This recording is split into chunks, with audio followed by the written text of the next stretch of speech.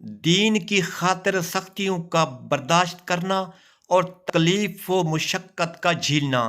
حضور اقدس صلی اللہ علیہ وآلہ وسلم، صحابہ کرام رضی اللہ عنہ نے دین کے پھیلانے میں قدر تکلیفیں و مشقتیں برداشت کی ہیں، ان کا برداشت تو دور کنار اس ارادہ کرنا بھی ہم جیسے نالائقوں سے دشوار ہے۔ تاریخ کی کتابیں ان واقعات سے بھری ہوئی ہیں، مگر ان پر عمل کرنا تو علیحدہ رہا، ہم ان کے معلوم کرنے کی بھی تکلیف نہیں کرتے۔ ان میں چند قصوں کو نمونہ کے طور پر ذکر کرنا ہے۔ ان میں سب سے پہلے خود حضور اکرم صلی اللہ علیہ وآلہ وسلم کے سفر ایک قصہ سے ابتدا کرتا ہوں۔ حضور صلی اللہ علیہ وآلہ وسلم کا ذکر برکت کا ذریعہ ہے۔ حضور اکرم صلی اللہ علیہ وآلہ وسلم کے طائف کے سفر کا قصہ۔ نبوت جانے کے بعد 9 برس تک نبی اکرم صلی اللہ علیہ وآلہ وسلم مکہ مکرمہ میں تبلیغ فرماتے رہے اور قوم کو ہدایت اور اصلاح کی کوشش فرماتے رہے، لیکن تھوڑی سی جماعت کے سوا جو مسلمان ہو گئی تھی، تھوڑے سے ایسے لوگوں کے علاوہ جو باوجود مسلمان نہ ہونے کے آپ کی مدد کرتے تھے۔ اگر کفار مکہ آپ کو اور آپ کے صحابہ رضی اللہ کو ہر طرح کی تکلیفیں پہنچاتے تھے، مذاق اڑاتے تھے اور جو ہو سکتا تھا اس سے درگزر نہ کرتے تھے۔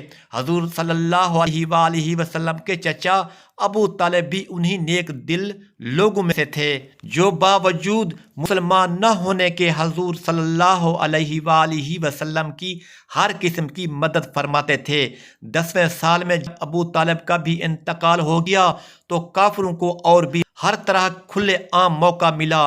حضرت اقدس صلی اللہ علیہ وآلہ وسلم اس خیال سے طائف تشریف لے گئے کہ وہاں قبیلہ ثقیف کی بڑی جماعت ہے، اگر وہ قبیلہ مسلمان ہو جائے تو مسلمان کو ان تکلیفوں سے نجات ملے اور دین کے پھیلنے کی بنیاد پڑ جائے۔ وہاں پہنچ کر قبیلہ کے 3 سرداروں سے جو بڑے درجے کے سمجھے جاتے تھے گفتگو فرمائی اور اللہ کے دین کی طرف بلایا اور اللہ کے رسول کی یعنی اپنی مدد کی طرف متوجہ کیا، مگر ان لوگوں نے بجائے اس کے کہ دین کی بات کو قبول کرتے، کم سے کم عرب کے مشہور مہمان نوازی کے لحاظ سے ایک نوادار مہمان ان لوگوں نے بھی گوارا نہ کیا۔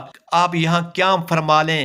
جن لوگوں کو سردار سمجھ کر بات کی تھی کہ وہ شریف ہوں گے اور مہذب گفتگو کریں گے، ان میں سے ایک شخص بولا کہ او ہو، آپ ہی کو اللہ نے نبی بنا کر بھیجا ہے۔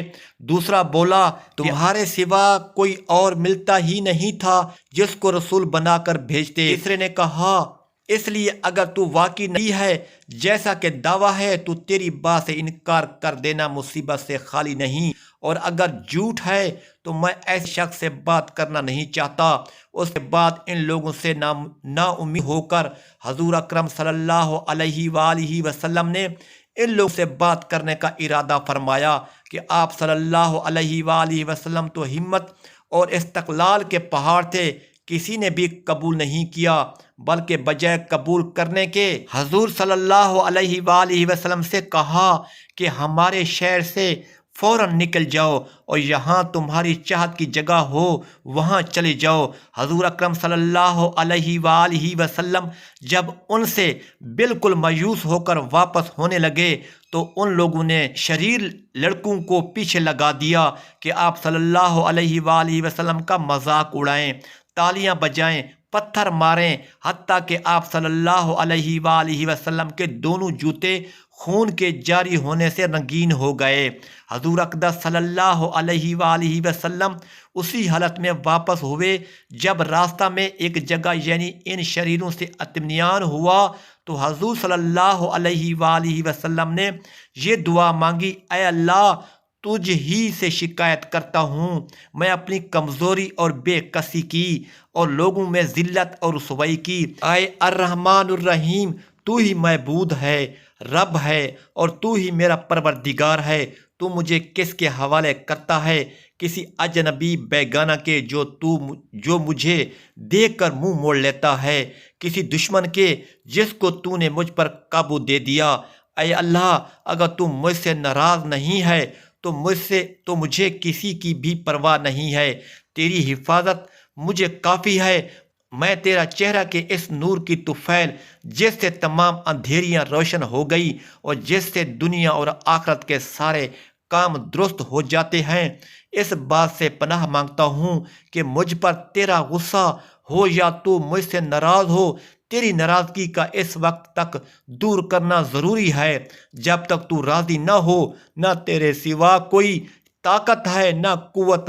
مالک الملک کی شان قہاری کو اس پر جوش آنا ہی تھا کہ حضرت جبرائیل علیہ السلام نے آ کر سلام کیا اور عرض کیا کہ اللہ تعالیٰ نے آپ کی قوم کی وہ گفتگو جو آپ سے ہوئی سنی اور ان کی جوابات سنے، اور ایک فرشتہ کو جس کے متعلق پہاڑوں کی خدمت ہے آپ کے پاس بھیجا ہے کہ آپ جو چاہیں اس کو حکم دیں۔ اس کے بعد اس فرشتہ نے سلام کیا اور عرض کیا کہ جو ارشاد ہو میں اس کی تکمیل کروں گا۔ اگر ارشاد ہو تو دونوں جانب کے پہاڑوں کو ہلا دوں جس سے یہ سب درمیان میں کچل جائیں، یا اور جو سزا آپ تجویز فرمائیں۔ حضور صلی اللہ علیہ وآلہ وسلم کی رحیم و کریم ذات نے جواب دیا کہ میں اللہ سے اس کی امید رکھتا ہوں کہ اگر یہ مسلمان نہیں ہوئے تو ان کی اولاد میں سے ایسے لوگ پیدا ہوں جو اللہ کی پرستش کریں اور اس کی عبادات کریں۔ یہ اخلاق اس کریم ذات کے جس کے ہم لوگ نام لیوا ہیں۔ ہم ذرا سی تکلیف سے کسی معمولی سی گالی دے دینے سے ایسے بھڑک جاتے ہیں کہ پھر عمر بھر اس بندے کا غصہ نہیں اترتا، ظلم پہ ظلم اس پر کرتے رہتے ہیں اور دعویٰ کرتے ہیں اپنے محمدی ہونے کا، نبی کے پیروکار بننے کا۔ نبی کریم صلی اللہ علیہ وآلہ وسلم اتنی سخت تکلیف اور مشقت اٹھانے کے باوجود نہ بد دعا فرماتے نہ کوئی بدلہ لیتے۔ یہ تھا ہمارے نبی کریم صلی اللہ علیہ وآلہ وسلم کا حسن اخلاق اور صبر۔